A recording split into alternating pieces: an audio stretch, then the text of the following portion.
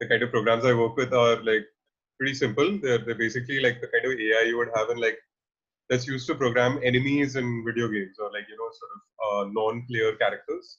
Um, I'm kind of interested in how do these non-human kind of objects essentially how do they produce like what's the possibility of narrative of building narratives with them or like creating meaning, and that's something that I'm kind of interested in just across the board, like even with even if you don't think about some kind of like just stuff that like comes from our AI or requires a computer to like kind of put together. Pretty much everything we know sort of has the kind of potential to create meaning, right? So and the way I sort of deal with it is generally, I mean, this is a little easier if I show you images. So I'm going to turn my screen on.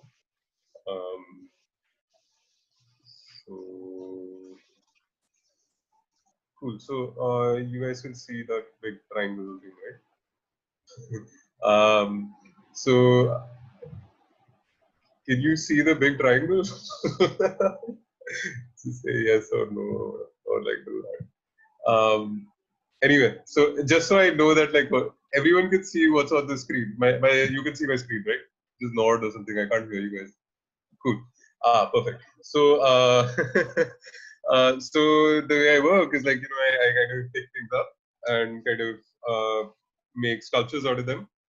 This was at the Kochi Biennale in 2014, where I created like almost 800 sculptures. I was there for about a year. The way these are made is like I pick things up from film sets and then kind of cake them with like hay and mud and kind of make these forms. They look like artifacts or like creatures that got fossilized in this weird laboratory. And that was the kind of like sort of we'll get to that one. But anyway, so I create these kind of artifacts that then sort of signal to a certain kind of like made up past that I mean the viewer can kind of put together with me and like kind of bring their own sort of subjectivities, etc. etc. So that's the kind of larger framework. And then I also create these other sculptures called, I mean, I call them walkers just because, I guess. And again, these are again made with found objects that kind of, yeah, like everything from plaster, foam, whatever I can get my hands on to create these like kind of moving sort of sculptures. So this is where, this is like my meet space, IRL, whatever, practice. Okay. And then I was thinking, so now each piece is kind of like adding to this narrative and then creates like a larger kind of story that like kind of grows and turns with each piece. A lot of these kind of get used as props in performances, in films, etc. Yeah. So now I was thinking, okay, what happens when you what happens when these like stop, okay, these objects start actively participating in the building of this narrative, like okay, so now you see this little blob thing that's kind of roaming around, right? And essentially what's happening here is like I've kind of programmed this thing to move across this like landscape. It's driven by like a wandering script, and then like sort of sort of changes vectors and things like that, and then kind of wanders through this thing, starts picking objects up, and then builds forms around itself to sort of essentially become this sentient sculpture. And you see that like kind of thing that was over here right now. There's these larger forms that kind of come and interact with it. Sometimes they're hostile towards each other, and sometimes they kind of get entangled and like dance. So it's this like kind of thing that has essentially a mind of its own, and as it kind of grows, which it's not going to do right now because it never listens, So although reverse psychology kind of works sometimes. Anyway, what it does is like it kind of builds these forms around itself and kind of like it sort of like uses the objects that get attached to it as limbs. So it's almost like if you were to grow like another hand, then your mind, your consciousness would sort of like expand to comprehend the fact that like you have three hands and like what to do with them, etc., etc. This guy is obviously not gonna respond, but like kind of do that picking up right now. So I'm gonna close this one and like show you another program. Oh, should I show you something I've been working on since like last night? Well, in the month, but it's kind of like I sort of exported it like last night. Um,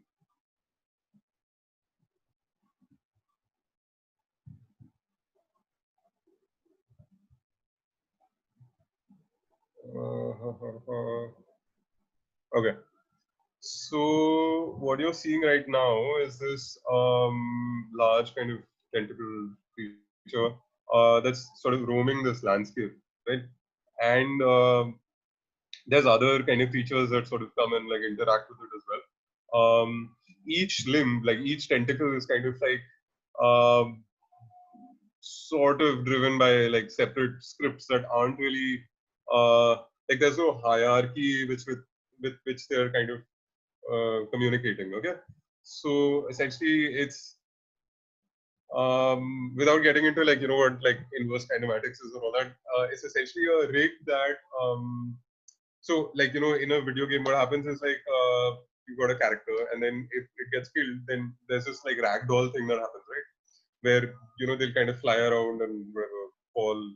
So that happens because there's a physics engine in the in the program that you're building this thing in, which simulates like gravity, etc., etc. Now the way that this program's kind of running is like it basically uses that to not animate each limb, but sort of get each tentacle to kind of adhere to like Newtonian physics, but then all of that like kind of, I mean, it doesn't do it really well because like you can see one hand is like kind of now up.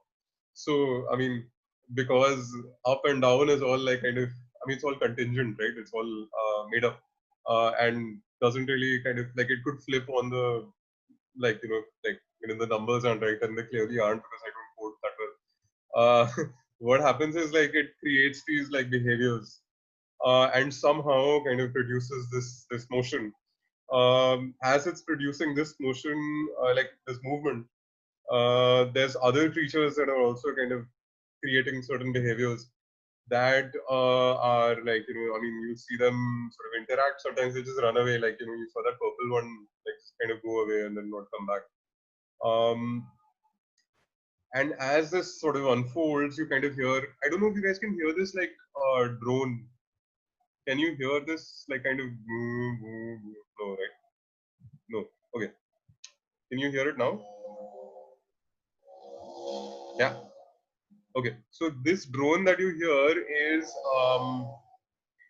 it's produced by the program itself, and it's a procedurally generated drone that changes based on the way that the behaviors of each organism in the program changes. Okay. So and what's fun is like it also kind of listens to sound, so it kind of picks up yeah, like they get hostile sometimes, just launches each other into orbit. Anyway, so what happens is this sound, and I'm just going to turn off the sound again so I can like you can hear me better. um, what happened.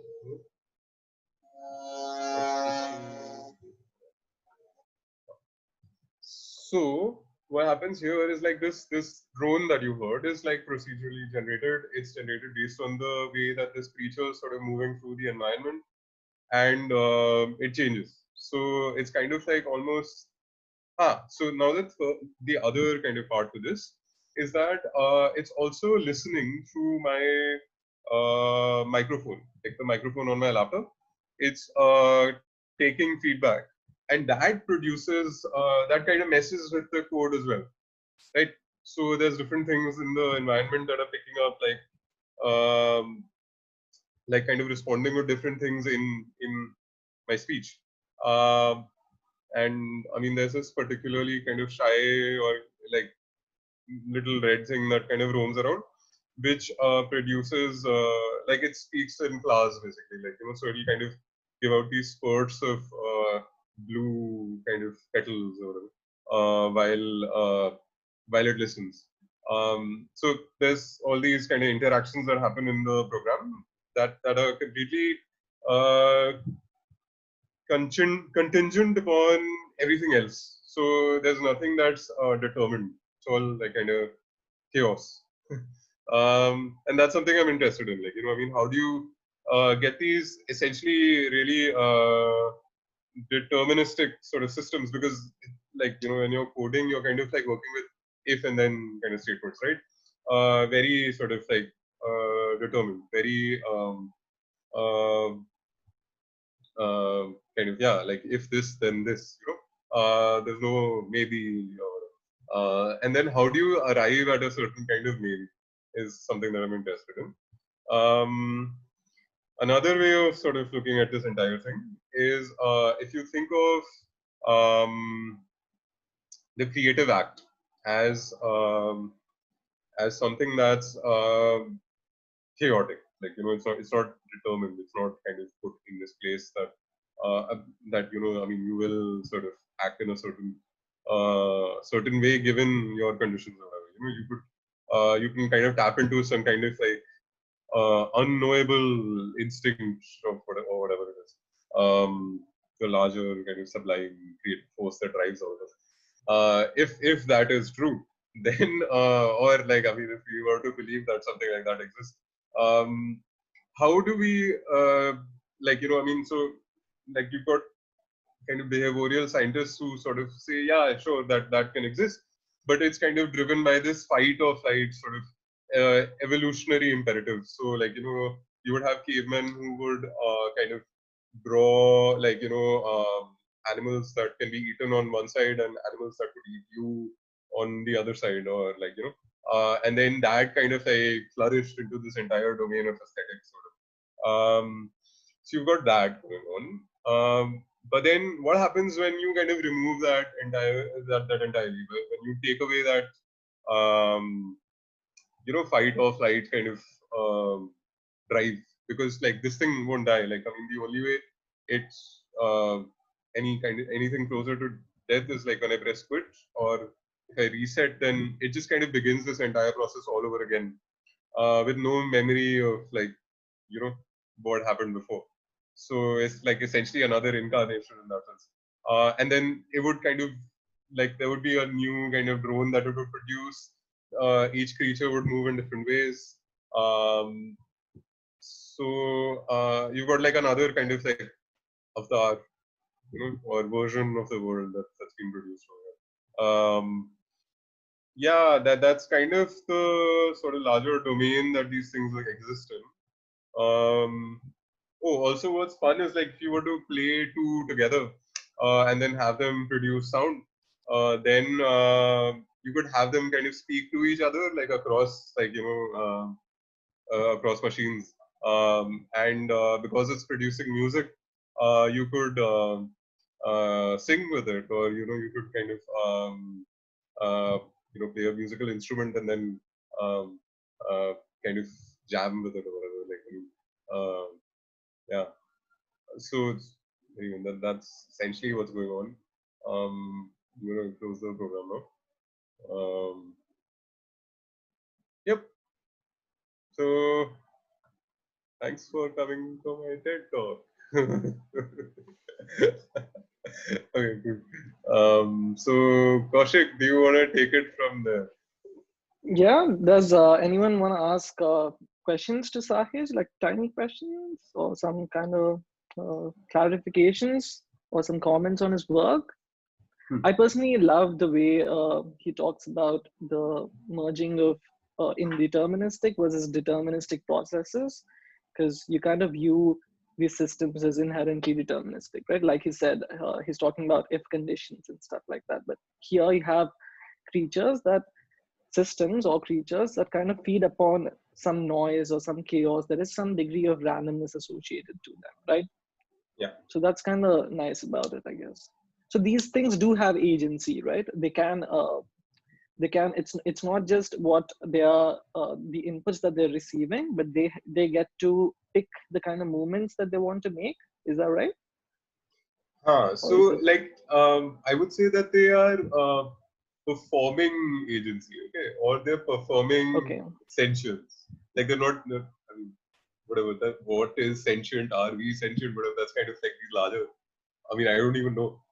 But it's sort of like kind of playing at being alive or whatever in that sense. Yeah. Perfect. So, I have a question. okay, yeah, go for it. I'm curious. Thank you. This is really great. I'm really interested in the idea of the contingency, introducing the contingencies, so that it's not deterministic. I'm curious how that relates to what you were talking about in the beginning with the physics. And, there's this model of Newtonian physics, and it's kind of using the physics system, but it's not, there's no particular environment that it's responding to, so it can create different responses. Is the physics changing? Or yeah, maybe you could talk a little bit how the physics relates to some of this. Okay, so I'll show you. I can sort of demonstrate it with like another program where so what happens over there? Let me just turn it on.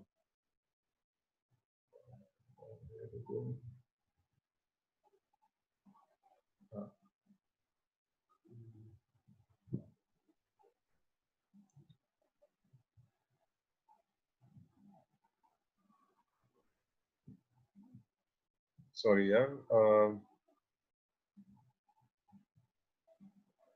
Okay, so this is a program that I made before, before I I mean, the one before, the one that I just showed you. Now here what's happening is like, again, this kind of produces a drone as well. But like, if you pay attention to what's going on, as I speak, the speed at which this thing's moving is modulating. Okay, so if I were to say, for example, just make kind of tap my laptop really quickly, like, or make a sound, that would kind of get this thing to move faster. This is the creature with the blue petals. Right, so and then like if I kind of speak louder, then it would kind of move in like kind of like greater strides. I need a better mic to kind of get the whole range of audio, but essentially that's like everything in this program, including like so you see these kind of god rays, these like kind of rays of light, and the clouds and everything. They're all kind of like moving by like responding to sound, yeah, like I mean here you kind of see, well, okay, there's this like kind of set amount of, I mean, basic kind of physics that are in place, but then I mean, if you were to think of time as a category of physics as well, then that is essentially kind of governed by whatever noise is being made by like the kind of viewer or the whoever's kind of playing with it, so yeah, so that in that sense, like you kind of see these things changing or responding, like I mean, another kind of fun way to think about this is like, and I kind of go back to like more towards theology than like kind of physics or whatever, is say for example, that there is an almighty, there is a god, or like some kind of larger being that's kind of looking in, like through this portal, and it is kind of like sort of making noises at us, but then we're kind of responding back, or like that's kind of causal in a way, but then not really, like it's kind of like it's not like kind of causing things in like deterministic ways. So it's like no wait, I kind of messed up, this is like not how you were supposed to be programmed, and we're just kind of like shouting back, or like kind of breakdancing or something, I don't know. Yeah. I got a an idea, not an idea, but like more of something you made me realize. Well, first of all, I think it's really beautiful, this work on an audiovisual level. You did mention an analogy of like creativity, where this thing could be just like the snowball effect of randomness and picking up ideas. But you also mentioned this briefly about farming, which made me kind of think about this idea of domestication in cyberspace. Do you feel that way somehow with this work, where see it as a pet, as something that you are feeding, that you are taking care of, or do you want it to be completely independent? So the way I kind of see not just these creatures, but like the entire program itself is, and that's something like kind of AI is sort of doing right now. I see it almost as a collaborator, like almost, because they kind of tools, mediums, but also real enough to, for us to have like a kind of, for them to kind of like drive the way that these narratives are unfolding, or whatever, or telling stories just like collaboratively, like usually, I mean, generally the kind of narrative of AI is like it'll make our lives better, right? Like it'll, make things more efficient. It'll like kind of give us the shortest route between like A and B, or it'll, find the right mate for us or whatever. And in fact, there's this crazy kind of like program in India called, so it's called BetterHalf.ai. Okay. And what it does is like it uses a neural network to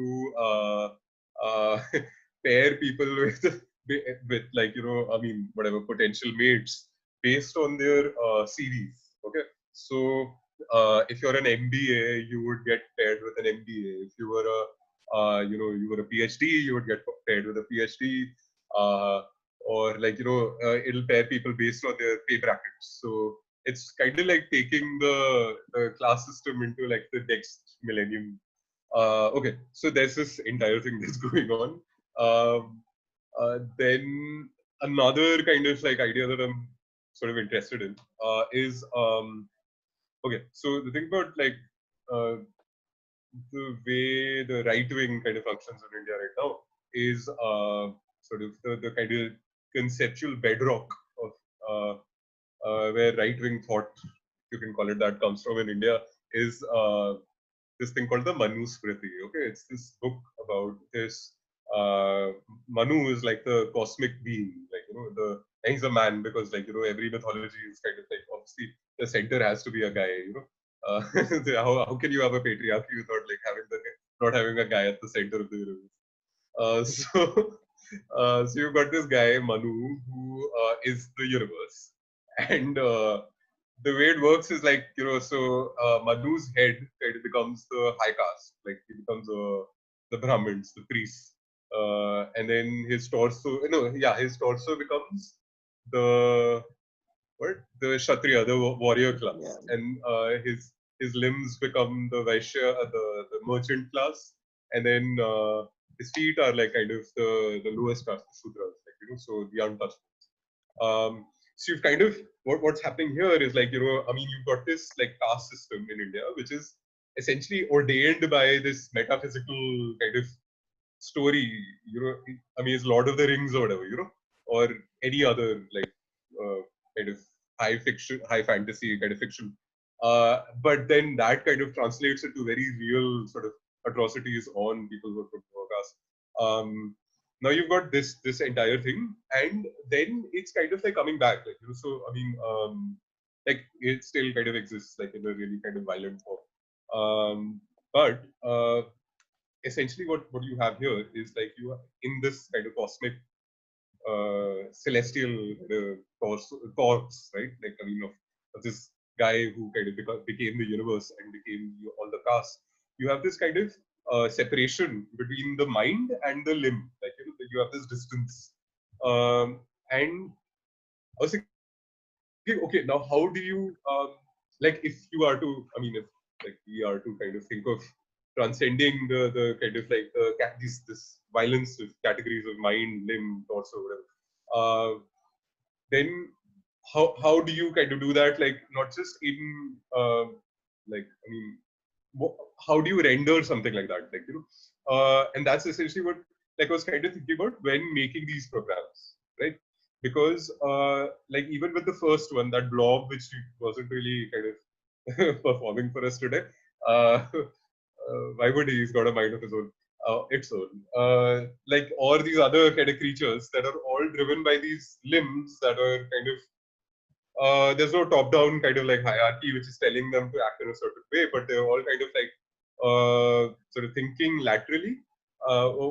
What's happening essentially is like that separation of mind and limb kind of collapses. Like there's each limb is a mind in itself, and like each mind is a limb. Like and there's a mind to the winds as well. There's a mind to the sort of simulated physics in the environment. There's a mind to time, which all can be spoken to through sound, or you could sing with each mind in whatever. I'm going to try to be less poetic now.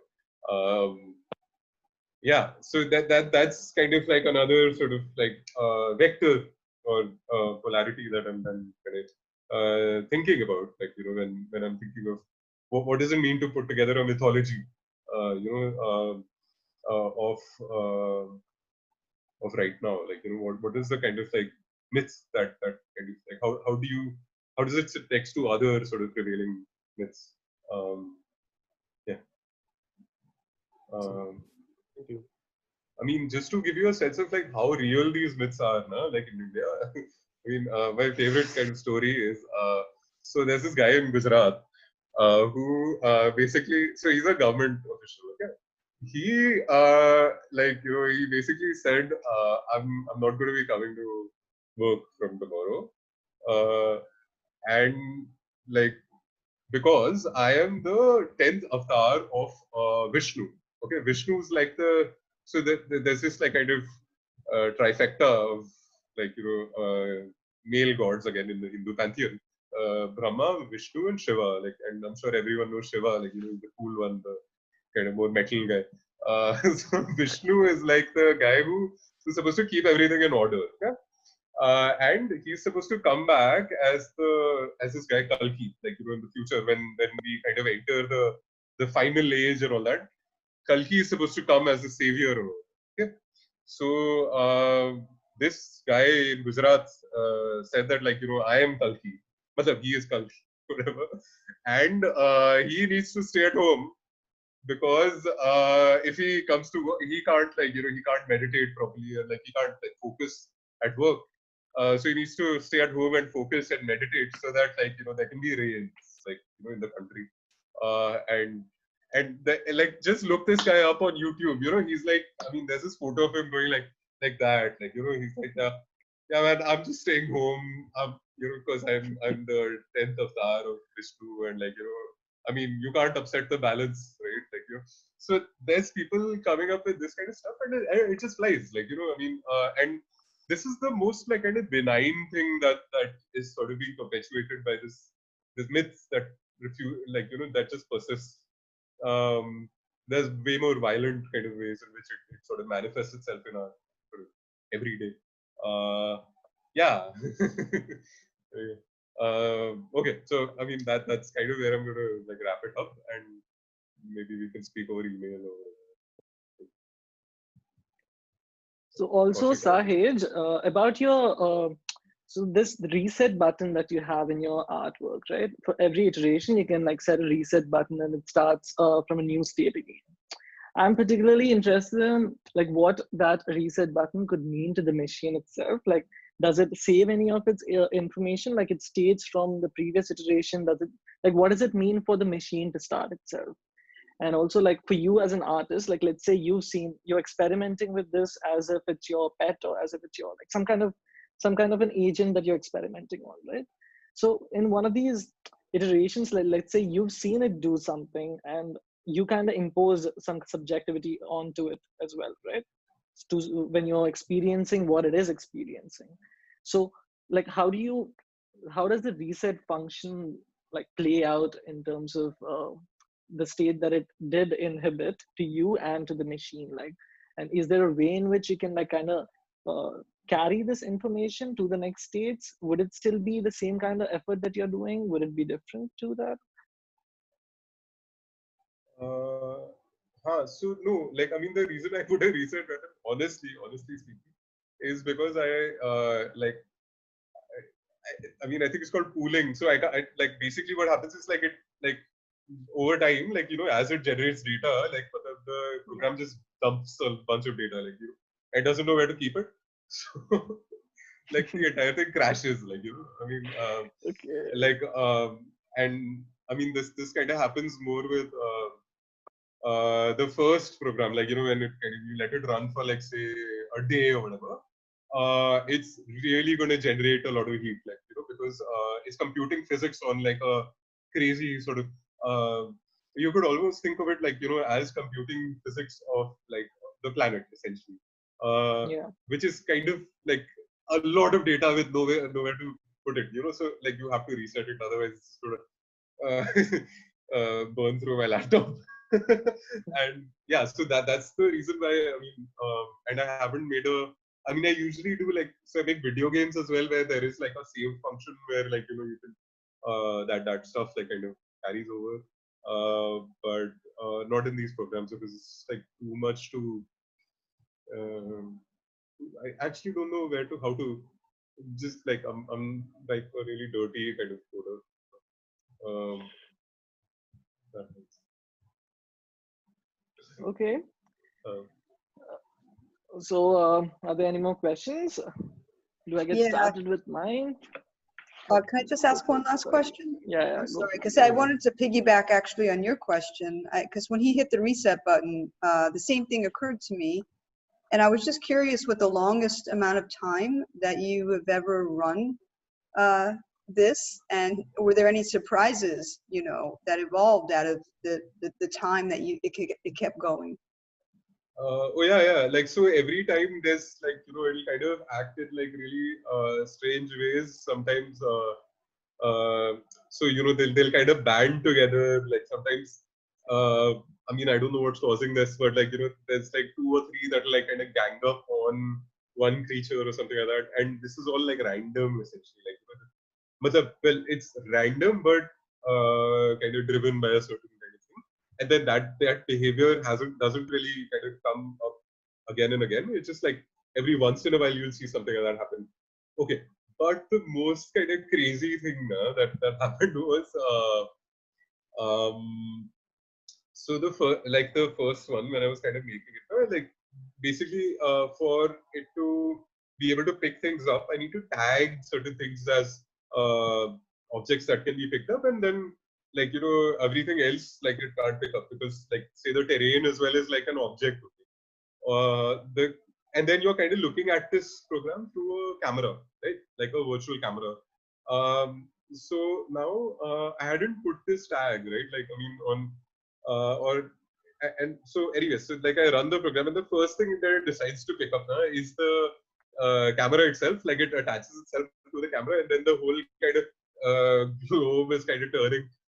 And that's kind of funny because like you think about it almost as okay, so first iteration of this like being that's coming to life or whatever, and then like by like whatever the fact that like I have brought it into being, I become the kind of this god like figure or whatever to this thing, right? And the first thing it does is like, okay, you brought me to life. I'm gonna take the one thing that like lets you kind of have an eye on me and like surveil me or whatever away from you, which I thought was kind of funny. And again, this was essentially random. Like there was no kind of like nothing that's causing this other than the way that is happening is like you're kind of getting it to like perform a bunch of like there's like a large set of random number generators that are producing this behavior. And then what's happening is like at one point that behavior sort of becomes cogent and kind of produces something that we can recognize as behavior. That's kind of what's happening, which is like kind of, I mean, something that we can think through, I mean, as we go forward, you know, at what, like essentially what's happening is like a kind of coming from a very simple state to like a state of complexity. And in that process, somewhere down that timeline, there's this, you know, this thing starts giving us the impression that it is capable of thinking autonomously, you know. And I mean, I can't pinpoint where exactly that switch happens, but it produces this thing. And it's not something that's happening in the program itself. It's like, you know, kind of we are producing that narrative about it. Like, you know, we're sort of casting like an anthropocentric kind of vision on it, or not, if not even that, like we're kind of like how do we even conceive of being conscious, right? Like, I mean, that's something that's very in the domain of the human. And then we kind of like project that onto these objects. That's something that we can maybe think through as we kind of progress through these conversations.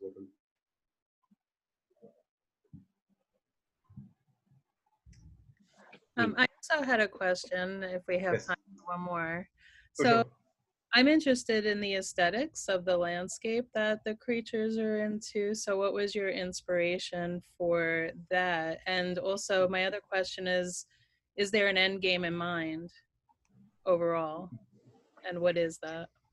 So the kind of low polygon kind of aesthetic thing is like mostly because I mean, like I'm literally coding on a laptop, and like, you know, I mean, at this point, like, I mean, I can't you know, have something with like a lot of textures on it and all that. So it was just easy to kind of do that.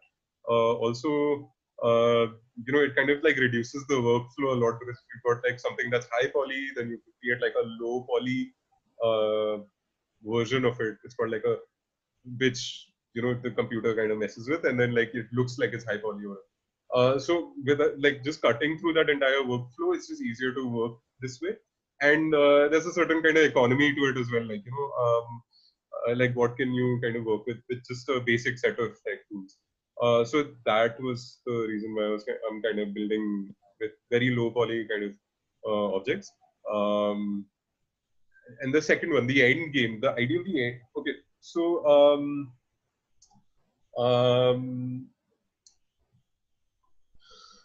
I'm going to go on a slight tangent. So the idea of an end game itself is very interesting. It's a very, I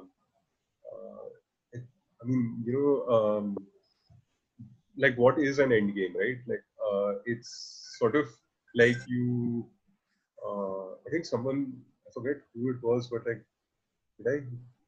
someone on the news center page was talking about it, like, you know what, like the end game has this like strange behavior. At the news center, you know, the sheltering spaces kind of chats that they're doing. I forget who it was, but like basically, you know, they were saying that like the end game is like something that's very human.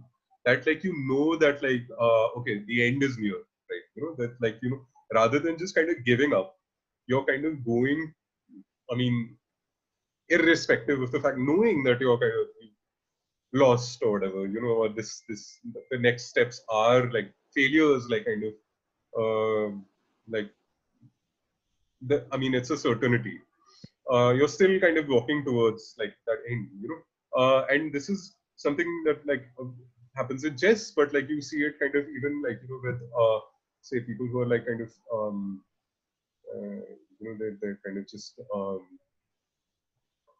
you're stuck in a desert and you're walking towards you know, an oasis or whatever, and like and you're still doing it with while knowing, or you see this with people who are displaced, that you kind of even like, it's a strange thing. It's not even, you know, you can't even say that it's driven by some kind of like survivalist kind of thing, because like if you were to logically think about it, like you would say that okay, this is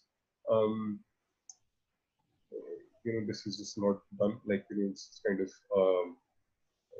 I mean, it's a strange kind of behavior to think about even in the light of the coronavirus, because there's certain people, like, you know, I mean, who are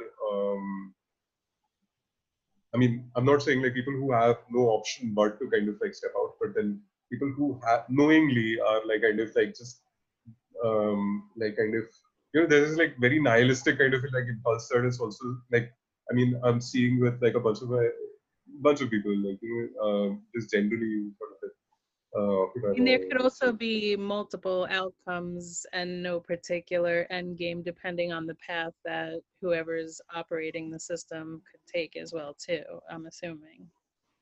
Yeah, like, I mean, that's like, I mean, this is like the kind of perennial optimist in me speaking, that like, it's actually kind of inviting chaos and then saying, okay, that chaos can maybe lead to some kind of like, night's move out of this like strange miasma that we're in, that like there's no exit out of order. But I'm not really sure, like, say, So you okay, didn't so have an end game in mind when you started it? No, were, it's just like pretty much going, yeah. Okay, so yeah, there yeah. could be multiple scenarios that Yeah. can be taken. Yeah. Okay. I mean, I think it's really kind of beautiful. It has a post-apocalyptic kind of color scheme to it, but it feels hopeful as well in a way. And the sound that you were playing reminded me of the War of the Worlds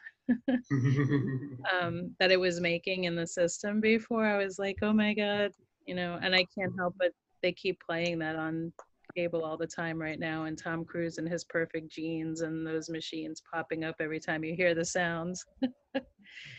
But I think it's interesting, I was also thinking of the Spore game. I don't know if you have experienced that, and even like the Sims are kind of endless options as well too. So I didn't know if you were looking for certain behaviors or movements or sounds in the process of creating this, or if you were just creating it and seeing what happens. Yeah, like, I mean, I'm actually a huge fan of like Bill Wright, like, like I think he's, I mean, even before like, I don't know when was it, like, but basically like, I remember, so Spore kind of bombed, right, like as a game, but I remember, I mean, when it came out, and then you have this new one right now called No Man's Sky, which is pretty cool. Like, it's kind of like an entire like universe that they kind of generated like procedurally. So it's like, it's kind of cool. Like, if people are into it, like worth checking out. It's essentially a universe that they built and kind of let loose to the point that they themselves can't compute it. So they created AI programs that kind of go and chart this universe. Like, okay. Okay, so there's this fantastic kind of thing, nah? Just in the sense that like, it's like something Borges would come up with, or whatever, like this map within a map of the universe, like, and like what if, like literally, like I say, there's this multiverse that we're already kind of like occupying. It just so happens to be on the other side of the screen. Yeah, like, I'm even with Spore, like, I was like, wow, that's just so insane that like this, they've essentially kind of put together a genetic algorithm, right? Like, I mean, and at that time it was like, wow, what's going on over here? In fact, I remember even with like, this is worth checking out. Okay, so this guy created something called, how do you say it? Virtual evolving creatures. So they're 3D virtual evolving creatures. Just those 4 words, put them together in Google, and this thing will pop up. I think it's by Carl Sims. And essentially what it does now is like, it takes 2 objects or 3 objects and then starts treating them as, what if these 2 like simple blocks or whatever were an organism? Like, what is the kind of movement it would produce? Then another object gets attached to it. What would, like, how would that move? Like, how long would it even live? Like, so you've got organisms existing for like, possible organisms existing for like a millisecond to an eternity, and this is just by various combinations of like, blocks attaching themselves to each other. Like little 8-bit. Yeah, so that's kind of, all of that's like, they're definitely playing in the back of my head. Thank you for sharing all this, by the way. It's pretty inspiring and encouraging and exciting, and a nice diversion from what's going on outside. Yeah, this is also fascinating, Sahej. Thank you so much.